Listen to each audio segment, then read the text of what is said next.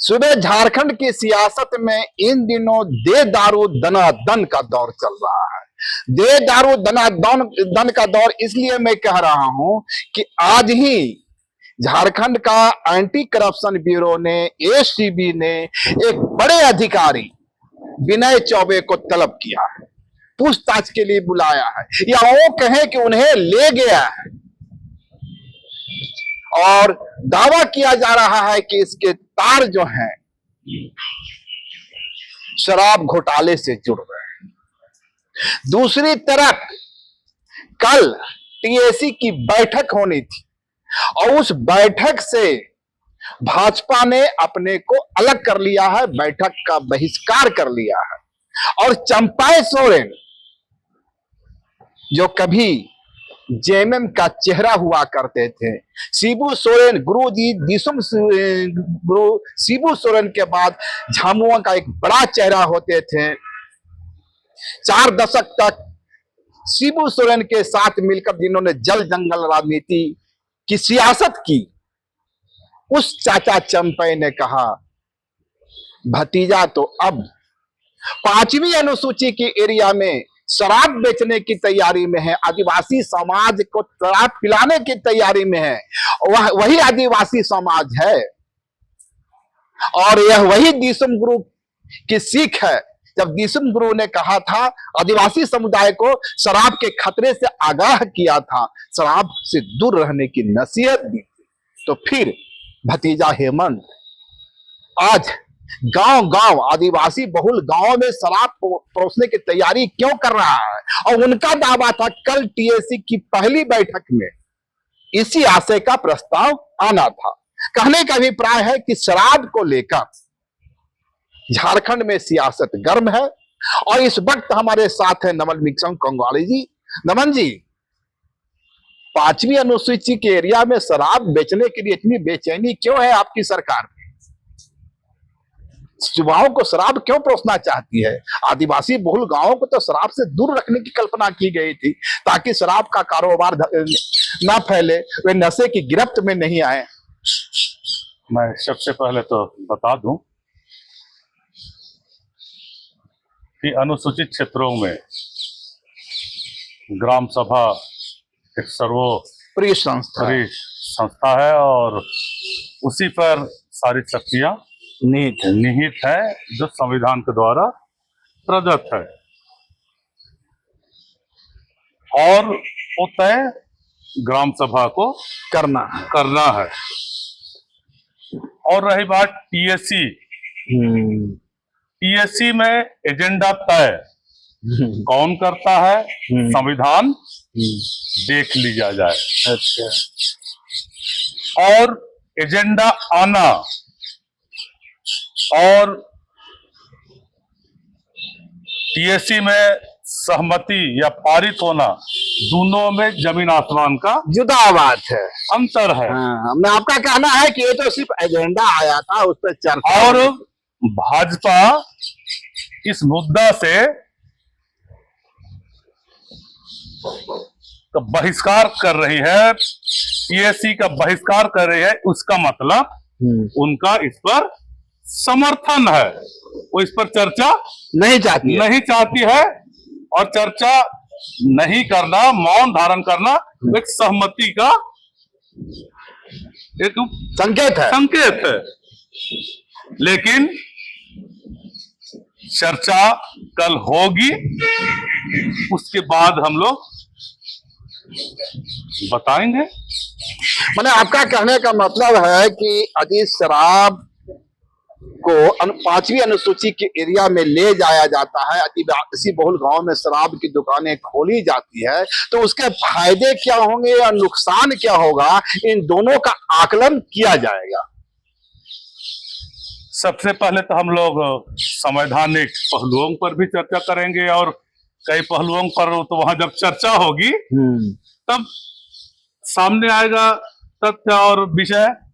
मैंने आपका इशारा इस ओर है कि चूंकि पेशा का मामला अभी लटका हुआ है, पेशा एक्ट यदि आता है तो ऑटोमेटिकली ग्राम सभा को यह अधिकार होगा कि वह शराब की दुकानें खोलने की अनुमति देती है या नहीं देती है। तो क्या इसका मतलब यह निकाला जाए कि अभी यह मामला टल सकता है और अंततः पेशा एक्ट को लागू होने के बाद ही इस पर कोई अंतिम निर्णय होगा? पेशा की बैठक के लिए कई एजेंडे हैं और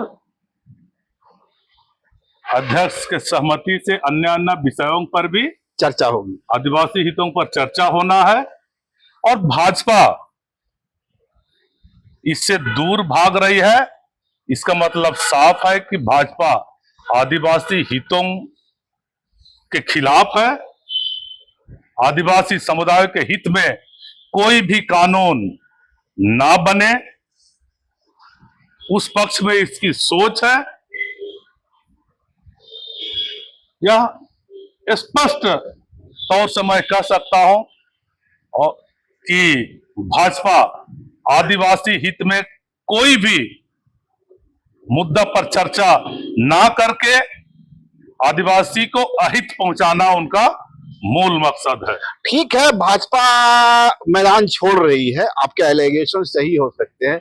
हमारा एक पॉइंट है, 5वीं अनुसूची के एरिया में शराब नहीं बिक्री की नीति एक पुरानी नीति है और ठीक है, वैधानिक रूप से ठीक है, पर सवाल है कि 5वीं अनुसूची का एरिया का जो स्ट्रक्चर है और आदिवासी समुदाय का सोशियो इकोनॉमिक स्टेटस है, ये पिछले 50 वर्षों में बदल चुका है। यदि आज हम शराब खपत की आकलन करें तो आदिवासी समुदाय का जो मिडिल तबका है वह भी शराब का सेवन बहुत अच्छी मात्रा में करता है, पीता है।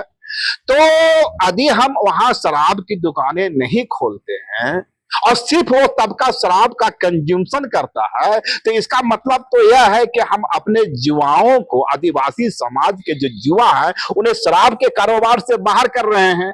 यदि उस एरिया में शराब की बिक्री होगी तो शराब का विक्रेता कौन होगा?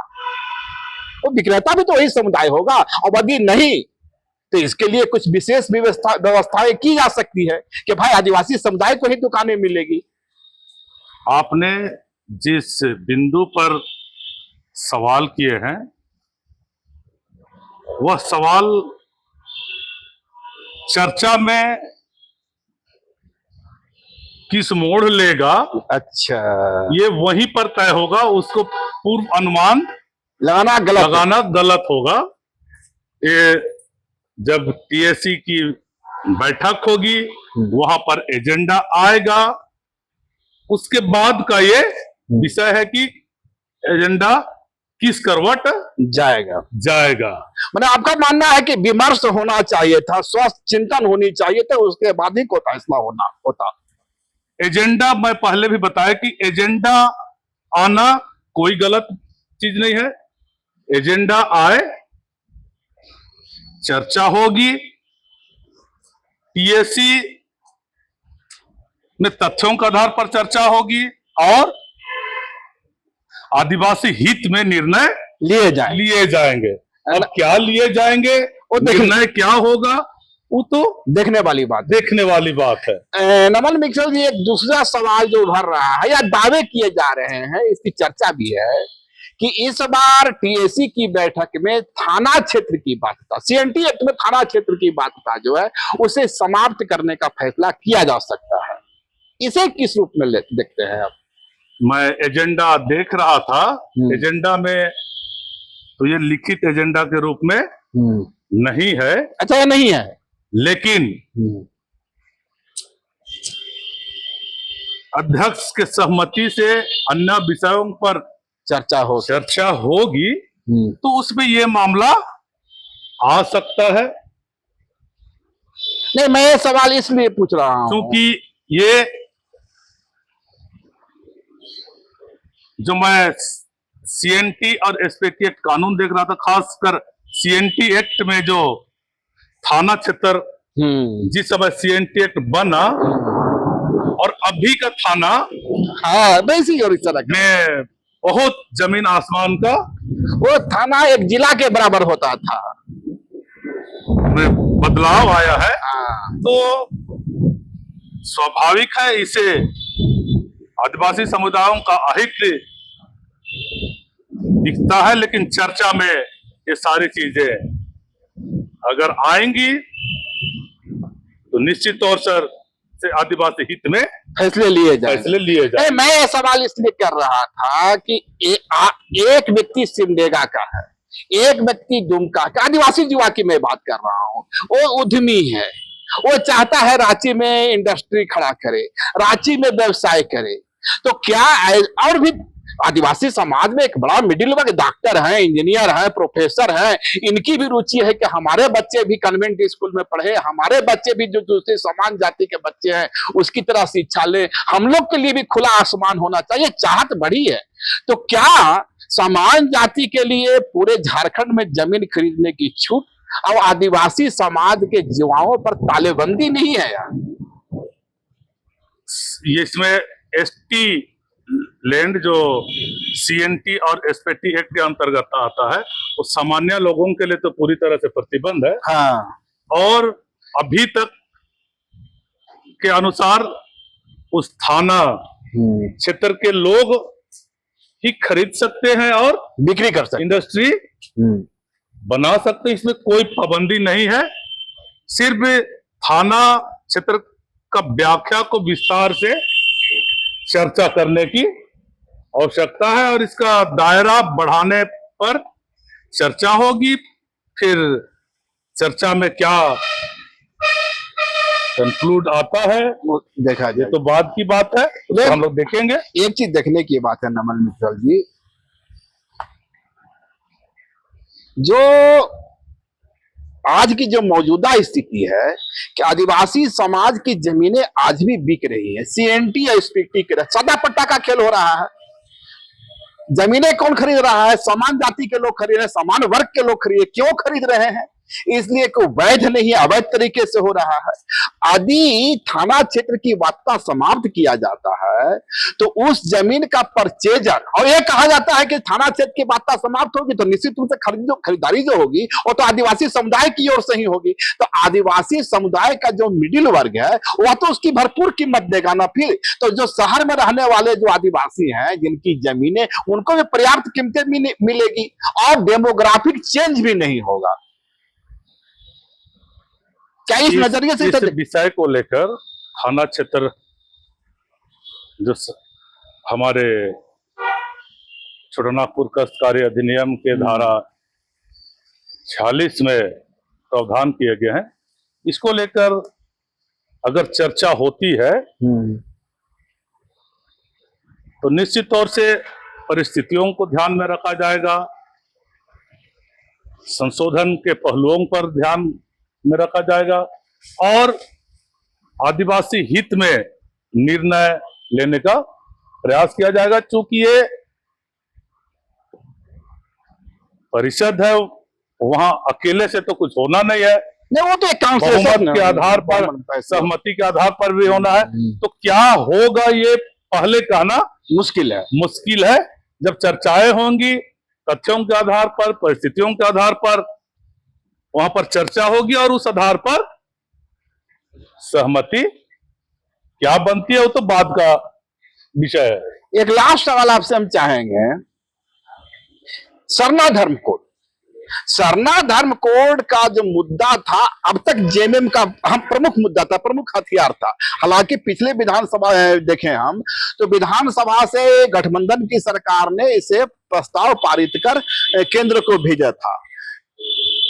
इस बार कांग्रेस की ओर से, क्योंकि जेएमएम तो मांग कर रही है कि जब तक कास्ट सरना धर्म कोड नहीं मिलता है कास्ट सेंसस नहीं होने देंगे, लेकिन इस स्वर में तो अब कांग्रेस भी अपना स्वर मिलाने लगी ना। वह भी सरना धर्म कोड के सवाल को एक बड़ा मुद्दा बना रही है कि भाई सरना धर्म कोड दो तब जातीय जनगणना होने देंगे। ये ऐसा क्यों है? क्या आप लोग कांग्रेस की रणनीति अब जेएमएम की जमीन खाने की है? टकराहट, ये जो मुद्दा है ये मुद्दा सरना धर्म कोड, ये पार्टी का मुद्दा बाद में है। अच्छा, समाज का मुद्दा पहले है। ये मुद्दा आदिवासी समुदायों के लोग जो आदि धर्म को मान रहे हैं जो इस धर्म का अलग अस्तित्व है और संस्कृति परंपरा अलग है अन्य धर्मों से। और आदिवासी समुदाय चाहती है कि हमारा भी धार्मिक पहचान अलग से हो, हमें किसी अन्य धर्मों के साथ ना जोड़ा जाए, हमारा अलग उसकी अपनी आइडेंटिटी है हो। और ये समुदाय का मांग है, इसको इंडिया गठबंधन ने भी समर्थन किया और झारखंड विधानसभा से हम लोगों ने बहुमत से पारित किया। तब तो भाजपा भी हालांकि भाजपा भी उसमें साथ था। और रही बात उन मुद्दों को लेकर राजनीतिक पार्टियों का समर्थन, निश्चित तौर से जेएमएम का भी समर्थन रहा है, कांग्रेस का भी समर्थन रहा है, भाजपा भी समर्थन कर रहे हैं, लेकिन अंदर से लोहा अटका के राजभवन और भाजपा की दिल्ली में बैठा के रखी है। भाजपा की तो छोड़ दीजिए, बोल रही है कि दे रहे हैं, मेरा भी समर्थन है, लेकिन अंदर में राजभवन और दिल्ली में उसको जकड़ के रखा है, छोड़ नहीं रहा है। तो उनका दिखावा का ढोंगीपन के खिलाफ कांग्रेस है, विरोध कर रही है, जेएमएम भी कर रही है। राजनीतिक पार्टियों का काम ही है जनता के हित में उनके मुद्दों को प्रतिनिधित्व करना, ये सभी पार्टियां करती है। तो उसी रीति से कांग्रेस भी कर रही है। ये किसी पार्टी के मुद्दा को छीनना या किसी को नुकसान पहुंचाना, ये सवाल इसलिए खड़ा हो रहा है नमन भाई कि आज तक कांग्रेस इस पर इतनी मुखर नहीं थी। जब से के राजू आए हैं अचानक से कांग्रेस एक बदलती हुई दिख रही है, जो पेशा एक्ट पर पहल करती है, सरना धर्म कोड पर पहल करती है, दूसरे तमाम मुद्दे जो आदिवासी समुदाय के थे, पिछड़ी जातियों के, जिसको जेएमएम का एक अधिकार माना जाता था, अब मुखरता से कांग्रेस कह रही कि मैं भी इस पर लड़ूंगा। एक कहावत है जिसको सब कोई मानते हैं और वो सर्वमान्य कहावत है, एकता में बल है। अच्छा। और इस मुद्दा में अगर हम लोग गठबंधन मिल के लड़ रहे हैं तो उसमें और मजबूती मिलेगी। वो तो ठीक है। एक और कहावत है, कोई भी दीवार को अगर गिराना है तो एक हथौड़ों में दीवार गिरता नहीं है, बार बार दीवार पे हथौड़ा मारने से धीरे धीरे दीवार का पकड़ ढीला होगा और क्रैक होगा और अंत में धंस जाएगा। तो जेएमएम ने हथौड़ा चलाया, कांग्रेस भी चला रही है, और भी लोग चलाएंगे और बार बार चलाएंगे, तो आने वाला समय में वह दीवार ध्वस्त हो जाएगी। जो ये जिस तरह जातीय कहावत है, इस कहावत को चरितार्थ कर रही है कांग्रेस भी। और जेएमएम जो इंडिया गठबंधन का हिस्सा है, जो एकता में ताकत के सिद्धांत को मानते हुए आगे बढ़ रही है। और ठीक है, जिस तरह से जातीय जनगणना के सवाल को मुलायम सिंह यादव ने, लालू यादव ने, करुणानिधि ने और तमाम जगदेव बाबू ने, दूसरे तमाम पिछड़ी जाति के नेताओं ने एक बड़ा विमर्श खड़ा किया, वो दरार नहीं पड़ा।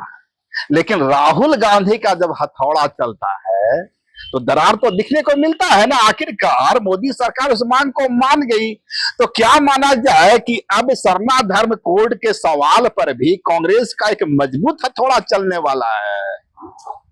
कोई भी समुदाय का अस्तित्व और पहचान के लिए, और खासकर आदिवासी समुदाय, दलित समुदाय और पिछड़ी समुदाय के लिए तो संवैधानिक प्रावधान किए गया है संरक्षण के लिए। तो नरेंद्र मोदी तो क्या, भाजपा की सरकार तो क्या, कोई भी कितनों भी बड़ा निरंकुश सरकार रहे, इस प्रजातांत्रिक देश में संविधान से बड़ा नहीं हो सकता है। उन्हें भले ढिठाई करे, हठधर्मी करे, लेकिन अंततः उसे स्वीकार करना ही पड़ेगा। और यही नजारा भाजपा में दिखा है। संविधान के खिलाफ चलने का प्रयास किया, लेकिन हमारा लोकतांत्रिक व्यवस्थाएं, संस्थाएं वैसा करने कभी नहीं देंगे। यह इसका सबूत है। एक अंतिम सवाल होगा, क्योंकि बारिश भी हो रही है और झारखंड की सियासत में भी इतनी ही बारिश हो रही है जितनी बारिश सामने मौजूद। विपक्ष कह रहा है कि यह कांग्रेस ही थी जिसने सरना धर्म कोड या आदि धर्म कोड या अन्य का कॉलम को वापस लिया था, और अब जबकि सत्ता से बाहर हो गई है उसे आदिवासी की कभी याद आती है, कभी पिछड़ों की याद आती है। आदिवासी धर्म कोड मुझे नहीं लगता है कभी रहा हो। धर्म का, सभी धर्म का एक विशेष संस्कृति और धर्म का एक नाम होता है। उस नाम से उनका अस्तित्व और पहचान जुड़ा होता है। आदिवासी समुदाय के लोग तो कई धर्मों को मानते हैं। भारत देश में अगर देखिएगा तो जम्मू कश्मीर का आदिवासी मुस्लिम धर्म को मानता है, उधर राजस्थान के आसपास के लोग या अन्य जगहों के लोग, बहुत लोग हिंदू धर्म को मानते हैं। हमारे झारखंड में भी देखिए तो आदिवासी कई धर्मों को लोग मानते हैं। कुछ लोग सरना धर्म को मानते हैं, कुछ लोग हिंदू धर्म को मानते हैं, कुछ लोग ईसाई धर्म को मानते हैं। तो धर्म का एक विशेष नाम है, उस नाम की पहचान होनी चाहिए। जी, माने केंद्र सरकार यह फैसला कर ले कि आदिवासी समुदाय को किस नाम के साथ उसकी पहचान देनी है। और सरना धर्म कोड भी हो सकता है, आदिवासी धर्म भी हो सकता है, ट्राइबल धर्म रीजन भी हो सकता है, आदि धर्म भी हो सकता है। एक कॉन्सेंसस बनाने की जरूरत है, आज हमारी केंद्र सरकार पर है। क्योंकि और जगह के आदिवासियों को लेकर संदर्भ में मैं कहूंगा कि कुछ लोग जो सरना धर्म के अलावे अन्य धर्म को मानते हैं, जैसे मुस्लिम धर्म को मानते हैं, हिंदू धर्म को मानते हैं, ईसाई धर्म को मानते हैं, उन आदिवासियों का अपना धार्मिक पहचान भी है।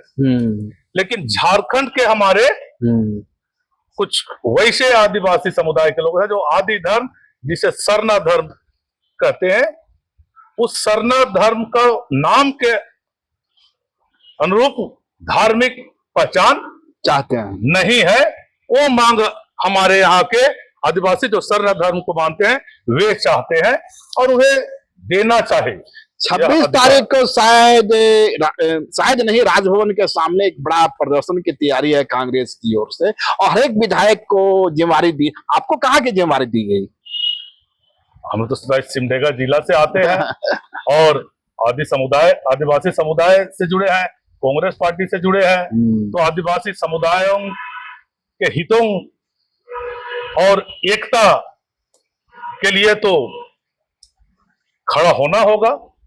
आप एक अच्छी खासी संख्या में उस दिन सिमडेगा से लेके लोग, क्योंकि भाजपा दोगला नीति अपना रहे हैं, दोहरा नीति अपना रहे। एक तो झारखंड के विधानसभा में सहमति देते हुए पास भी करती है और राजभवन और केंद्र सरकार में जकड़ के रोक के रखी है। तो ऐसा दोहरा नीति को जनता को बताना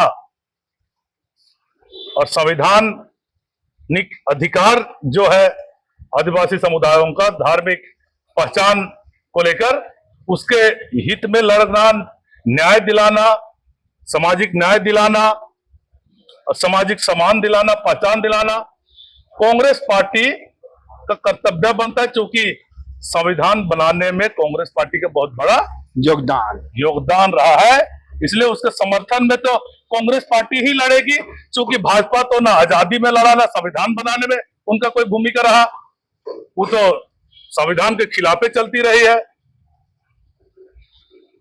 देश को अखंडता को तोड़ने के पक्ष में उनका विचार रहा है।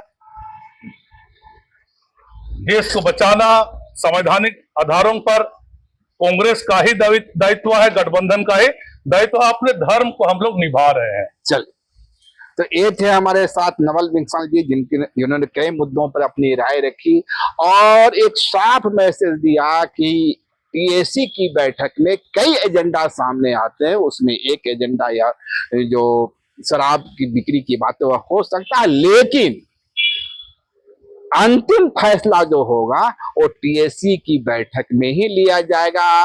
राय जो पक्ष विपक्ष में चर्चा होगी, उसके मेरिट डिमेरिट पे सवालात उठेंगे और आखिरकार आदिवासी समुदाय की भलाई के लिए ही फैसले होंगे। अगर खबर पसंद आए तो आप QR स्कैन कर दें हमारा साथ।